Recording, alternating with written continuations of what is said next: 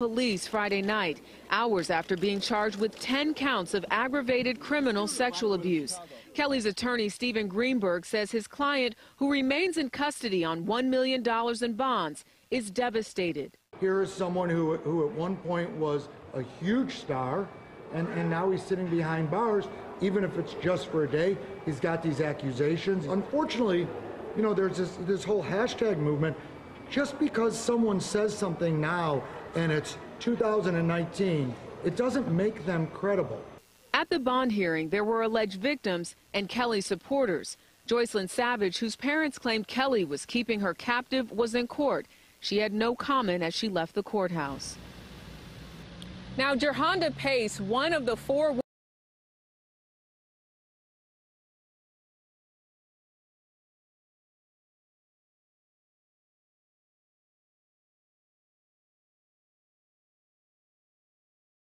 Y'all ready?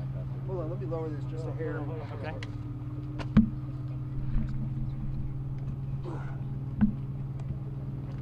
Is that your fancy mic stand? That's 13. That's pretty fancy.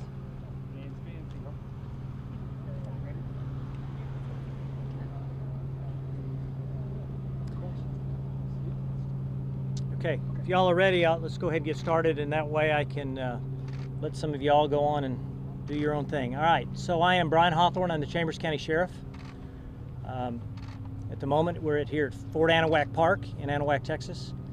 And as many of you know from the earlier press briefing that I did, that we have a commercial aircraft, 767 Boeing, that has crashed here on the north end of Trinity Bay at essentially the mouth of the Trinity River.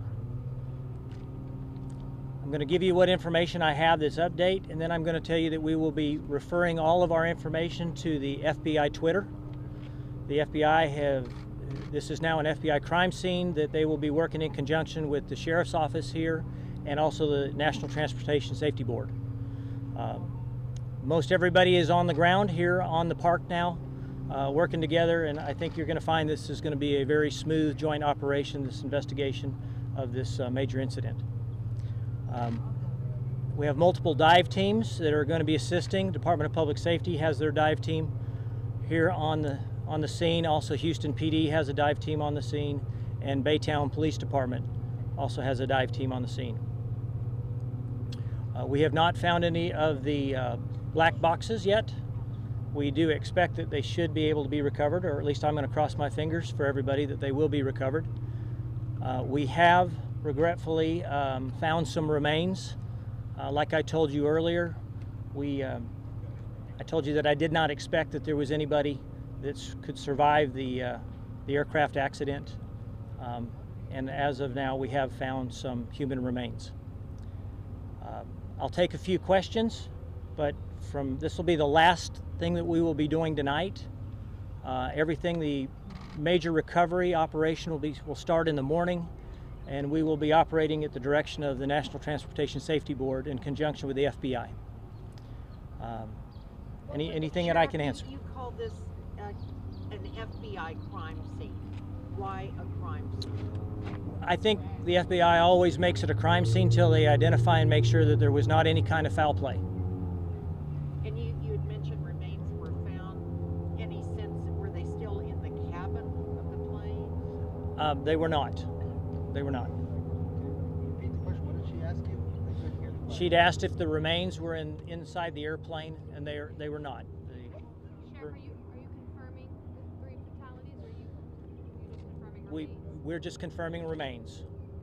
So what I will tell you is I don't believe that there's any way that anybody could have survived, and we're still trying to identify and let the NTSB identify exactly how many pilots and passengers were actually in the airplane. Sheriff, do you believe that weather may have been a condition that made things complicated for the airplane? We did have a front blow through, and it very well could have contributed to some of their problems, but by no means was the weather such that it should have been too much of a contributing factor. I would venture to say that it's probably going to be mechanical. That's just a layman's guess. Sheriff, any indication of a distress call?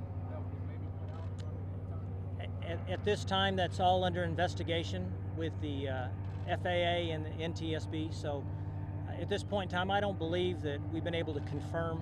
There was rumor that there was, but we have not been able to confirm that. Do you know how long you guys are going to be out here tonight and how long this is going to be an active crime scene? So this will probably be an active crime scene until the NTSB and the FBI decide it is not one.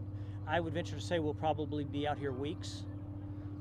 Chambers County has turned over the park for the purpose of this investigation. So the park is not going to be available to the public for quite a while until they can get to the bottom of it. But I would venture to say we'll be out here weeks. And tonight, you guys are going till sunset or till after sunset for rescue, or are you going after it turns dark as well? So there will be deputies, game wardens, and state troopers out there on the water all night long, making sure that the crime scene stays secure. And until, you know, we'll probably be doing that for weeks on end until the NTSB and FBI are satisfied. When you say human remains, are we talking about one body, two bodies, or are we just talking about? At this point, best description I can give you is human remains. And last question. How spread out is the accident? About 3/4 of a mile, approximately. Could be more, but obviously a lot of it is underwater. Thank you, Sheriff. All right, no, thank you. All right.